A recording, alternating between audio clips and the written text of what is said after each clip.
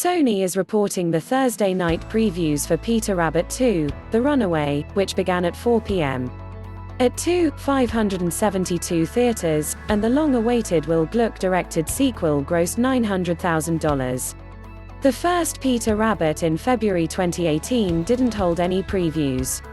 Sony earlier in the week was expecting $8 million, $10 million, but the sequel very well could do in the teens at $300.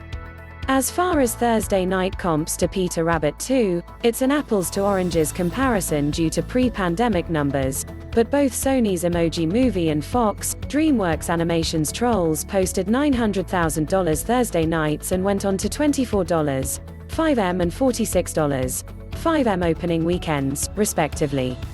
Peter Rabbit 2 has a 70% fresh score on Rotten Tomatoes. Peter Rabbit 2, The Runaway review.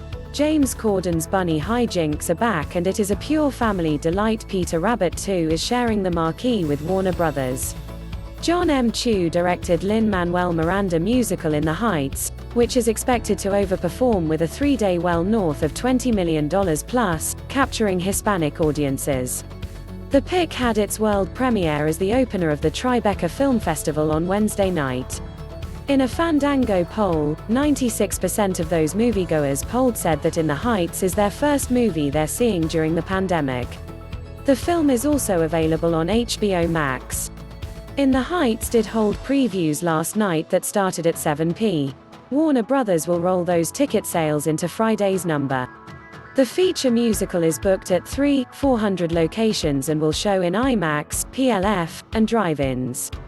Exhibitor screenings have been glowing, and many in the industry are expecting an over-indexing and a win for diversity at the box office, much like Chu's Crazy Rich Asians, which beat its 5-day $30 million opening projection with $35, $2M. In the Heights is 97% certified fresh on Rotten Tomatoes. The first installment of Peter Rabbit opened to $25 million domestic in 2018 and went on to make $115. 2M domestic, $351, 2M WW. While Sony has sold off some of its movies to Netflix, licensed out global rights, if you will, the Culver City lot kept Peter Rabbit 2, as it knew it could make some dough off of this one. Already, the sequel has banked more than $46 million offshore, after a staggered launch out of Australia at the end of March, before Victoria closed down, and heads into China this weekend.